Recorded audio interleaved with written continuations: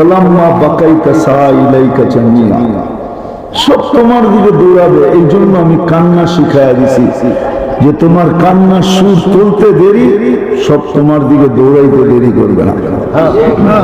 সব এসে তালাশ করবে কাঁদে কেন, কাঁদে কেন, কাঁদে কেন, একই প্রশ্ন হবে। আর যদি কান্না না থামে তাইলে তো খবর আছে। কান্না যদি না থামলো, তুমি যদি না ঘুমাইলা, তুমি যদি না খাইলা, তো আল্লাহ বলে ফালা ইয়ানাম হাত্তা তানাম, তুমি না ঘুমাইলে আমি মা বাবাকে ঘুমাইতে দেই নাই। খালি কোন পরিবর্তন হয়, ঘুমায় না। একজন কতক্ষণ রাখবে, মা রাখে, তারপরে বাবা রাখে, তারপরে দাদা, তারপরে দাদি, তারপরে নানা, তারপরে নানি, আর সবাই বলতে থাকে ঘুমায় না কেন, ঘুমায় না কেন, ঘুমায় না কেন।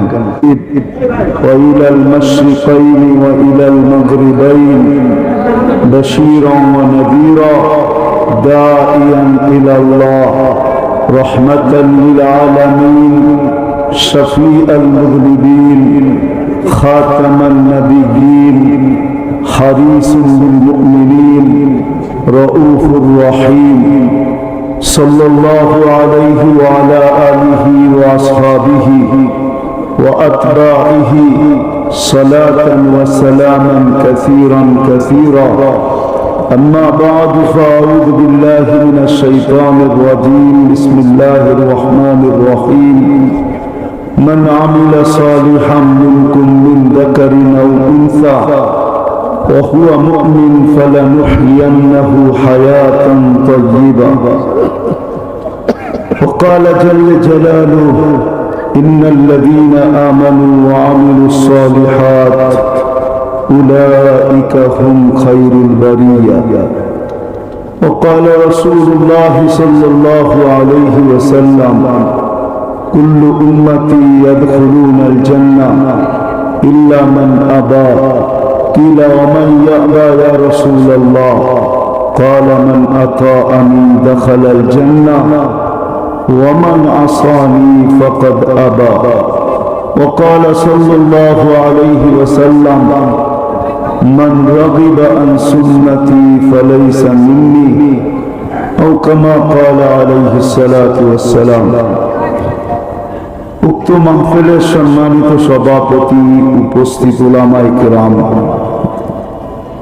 এলাকা থেকে আগত মুসলমান ভাইয়েরা, যেই পর্যন্ত লাউড স্পিকারের আওয়াজ পৌঁছতেছে, যদি শোনার কোনো সুযোগ থাকে তো পর্দার অন্তরালে মা ও বোনেরা, কোরআন হাদিস থেকে যতটুকুই তেলাওয়াত করলাম, আশা রাখি একই সামনে রেখে অতি অল্প সময় কিছু কথা রাখবো। সাথে সাথে সকলের কাছে দোয়ার দরখাস্ত, আল্লাহ আমাকে, আপনাদেরকে, সকল শ্রোতাকে দিলের কানে শোনা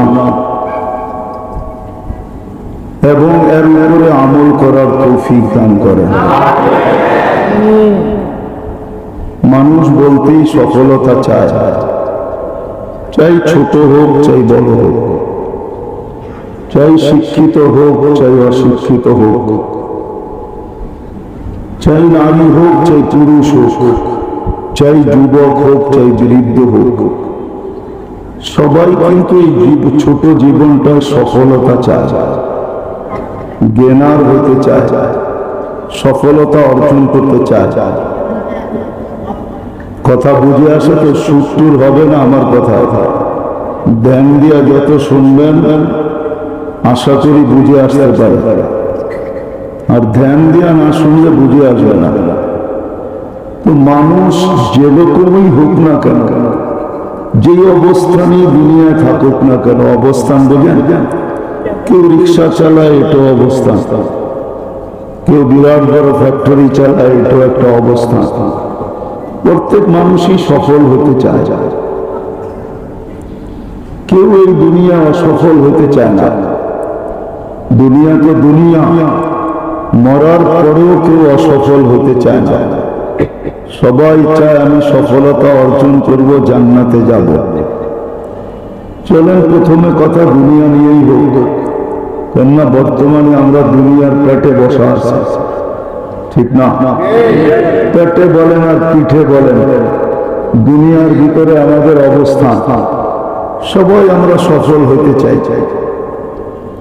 এরকম কোন মানুষ নাই যে সফল হতে না চায়। যদি সফল হতে না চাইতো তাহলে সারা দিন মাথার ঘাম পায়ে কেন ফেলতো? সকাল থেকে সন্ধ্যা পর্যন্ত কেন ছুটতে থাকতো? সকাল থেকে সন্ধ্যা পর্যন্ত কেন ক্লান্ত হতে থাকতো? সবাই কিন্তু ক্লান্ত হইতেছে, সবাই ছুটতেছে। সূর্য উঠতে দেরি, আমরা ছুটতে দেরি করি না। যদিও সূর্য ডুবে গেল ঘরে ফিরা হয় না, ফিরতে ফিরতে ফিরতে ঘুমের অনেকটা অংশ কেটে যায়।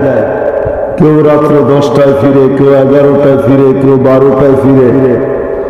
আমাদের মতো হলে তো ফিরার কোনো কখন ফিরে তাও জানে না।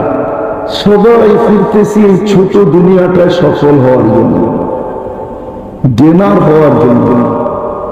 কিন্তু সমাজের একজন মানুষও পাওয়া যাবে না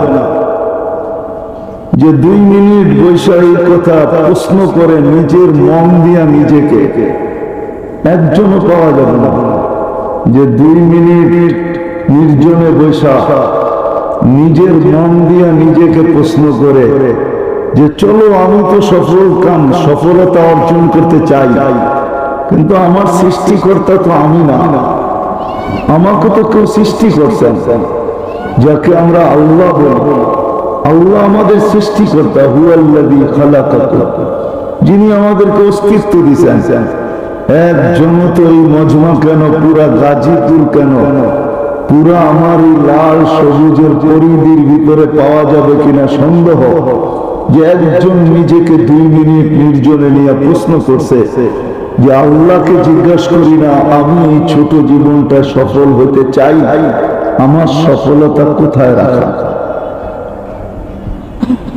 বলুক একজন হাত উঠায় যে আমি 2 মিনিট নির্জনে বসে। কখনো এই প্রশ্নটা আমার মনের মাধ্যমে করছি যে আমার সৃষ্টিকর্তা তো আল্লাহ, যিনি আমাকে 1 ফোঁটা পানির থেকে তৈরি করলেন, এক ফোঁটা দুর্গন্ধময় পানির থেকে। নিশ্চয় অস্তিত্ব দিলেন বটে, ওরকম রাখলেন না মানুষ দুনিয়াতে নিশ্চয় আসে। এই জন্য হাদিস বলে কুনতা সাগীরা, বড় ছোট ছিলাম। যে ছোটটা ট্যাপ দিয়া মাইপা বলতে হবে কতটুক ছোট ছিলাম, আন্দাজায় বলা যাবে না কতটুক ছোট ছিলাম। কুনতা যায়ীফা, দুর্বল ছিলাম। দুর্বলতা মেশিন দিয়া মাইপা বলতে হবে, চেক করে বলতে হবে যে বাচ্চা যখন মার পেটের থেকে আসে তো কতটুক দুর্বল ছিল। কুনতা জাহিলা, কতটুকু অজ্ঞ ছিলাম। মার পেটের থেকে যখন আসে তো মানুষ কতটুকু অজ্ঞ থাকে। হায় হায়, ওয়া ছাড়া আর কিচ্ছু তার মুখে ফোটে না। মা বাবা তো অনেকদিন পরে শিখে, কিন্তু যেদিন দুনিয়াতে আসলো ওই দিন তো কান্না ছাড়া আর কিছু তার কাছে ছিল না। ছিল এটাও তো আল্লাহ শিখাইছেন বিদায় কাঁদে। আল্লাহ যদি না শিখাইতেন তাহলে কাদাই তো লম্বা টাকা দিতে হয়। বিশ্বাস হয় না? না হয় না, এদের হয় না। যেই বাচ্চা মার পেটের থেকে কান্না না নিয়ে আসে, বাংলাদেশে প্রযুক্তি আছে, মেডিকেলে যে জিজ্ঞাসা করেন কাদাইতে কয় টাকা লাগে, শুধু কাদায়া দিবে আপনার বাচ্চাকে। যান জিজ্ঞেস করেন, মানে হুজুরের বিশ্বাস হলো না। কাদাইতে কয় টাকা লাগে যে জিজ্ঞেস করে দেখেন। কান্না তো আল্লাহ শিখায় দিছে, এই জন্য কাঁদে। এটার একটা কারণ আছে, প্রত্যেক বাচ্চাকে আল্লাহ কান্না কেন শিখায় দেয়? কেননা সে নিশ্চয়, তার মতো নিশ্চয় কেউ নাই। আল্লাহ বলে তোমার নিশ্চয় তোমাকে আমি একটা বাঁশি দিয়া দিতেছি, জাদুর বাঁশি, যেটা দ্বারা সমস্ত ভালোবাসার সমুদ্রে তুমি তরঙ্গ উঠাবে। কেননা বাচ্চা অস্তিত্ব হওয়ার আগের থেকে মা বাবার দিলের ভিতরে আল্লাহ ভালোবাসার আটলান্টিক জারি করেন। নইলে হাসপাতালে হাসপাতালে ঘুরে কেন? হুজুরদের পিছে তাবিজ নাই কেন? মনে হয় বুঝাইতে পারি। কি বুঝছেন? বাচ্চা যখন হয় না তখন ডাক্তারদের পিছে পিছে ঘুরতে থাকে, ঠিক না? কি কারণে? বাচ্চা এত দরকার কেন? ভালোবাসায় ভিতর থেকে উতাল করে ফেলছে যে দুইজন একা থাকবো, আর কতদিন থাকবো, কেউ ভরবে না তো ভরবে না, এটা হয়তো হয় কি করে, একটা হলেও তো হোক। দেশ ঘুরে বিদেশ ঘুরে এমন কোন হুজুর নাই যার নাম শুনলে ছুটা না যায়, একটু পানি পড়া দেন না যদি একটা বাচ্চা হয়। আল্লাহ বলে ভালোবাসার আমি আটলান্টিক প্রবাহিত করছি, ওটার ভিতরে তরঙ্গ উঠবে কি করে? জাআলতু লাকা হানানা, তুমি আসার আগেই ভালোবাসা জাল আমি ঘুনা দিছি, আটলান্টিক প্রবাহিত করে দিছি। এখন তরঙ্গ উঠবে তো উঠবে কি করে? এই জন্য তোমাকে কান্না শিখায়া দিলাম। ফালাম্মা বাকাইতা সা ইলাইকা জামিয়া, তুমি কান্না সুর তুলতে দেরি, মাকে তার জায়গায় থাকতে দিব না, বাবাকে তার জায়গায় থাকতে দিব না, আপন জনকে তার জায়গায় থাকতে দিব না, নানাকে না, নানিকে না, দাদাকে না, দাদিকে না, ফুফুকে না, ফুফাকে না, কাউকে আমরা তার জায়গায় থাকতে দিব না, সব তোমার দিকে দৌড়াবে। ফালাম্মা বাকাইতা সা ইলাইকা জামিয়া, সব তোমার দিকে দৌড়াবে। এই জন্য আমি কান্না শিখাইয়া দিছি যে তোমার কান্না সুর তুলতে দেরি, সব তোমার দিকে দৌড়াইতে দেরি করবে না। সব এসে তালাশ করবে, কাঁদে কেন, কাঁদে কেন, কাঁদে কেন, একই প্রশ্ন হবে। আর যদি কান্না না থামে তাইলে তো খবর আছে। কান্না যদি না থামলো, তুমি যদি না ঘুমাইলা, তুমি যদি না খাইলা, তো আল্লাহ বলে ফালা ইয়ানাম হাত্তা তানাম, তুমি না ঘুমাইলে আমি মা বাবাকে ঘুমাইতে দেই নাই। খালি কোন পরিবর্তন হয়, ঘুমায় না। একজন কতক্ষণ রাখবে? মা রাখে, তারপরে বাবা রাখে, তারপরে দাদা, তারপরে দাদি, তারপরে নানা, তারপরে নানি, আর সবাই বলতে থাকে ঘুমায় না কেন, ঘুমায় না কেন, ঘুমায় না কেন। আল্লাহ বলে তোমার ঘুম না হইলে আমি সবের ঘুম উড়াইয়া দেয়। ফালা ইয়াকুল হাত্তা তাকুল, তুমি না খাইলে আমি কাউকে খাইতেও দেই না। সত্য তো এটাই।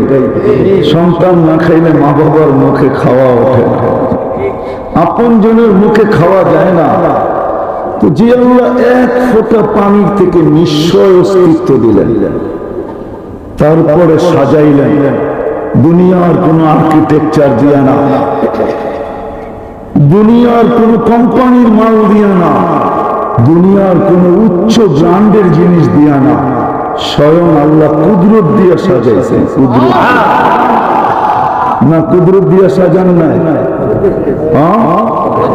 আছে দুনিয়াতে, কেউ পারবে দেখাই? তারপরে না বললাম, যার দৃষ্টি শক্তি আল্লাহ সাজায় দেয় নাই, হোক না সারা দুনিয়ার মালিক, বিল গেটসের মতো আরো 20টা এরকম হোক না, তারপর দুনিয়াতে দৃষ্টি শক্তি নেওয়ার ক্ষমতা নেই। আছে নাকি? না টাকার ঘাটতি দিলে দৃষ্টি শক্তি ফিরে আসবে? আছে কেউ দিতে পারবে? তাহলে আমি ট্রাক ধরে ঘাটতি নিয়ে আই, আর লোক নিয়ে আই, যে তোমাকে ট্রাক ধরে টাকা দিব, দৃষ্টি শক্তি ফিরে দাও, ক্ষমতা কারো নাই।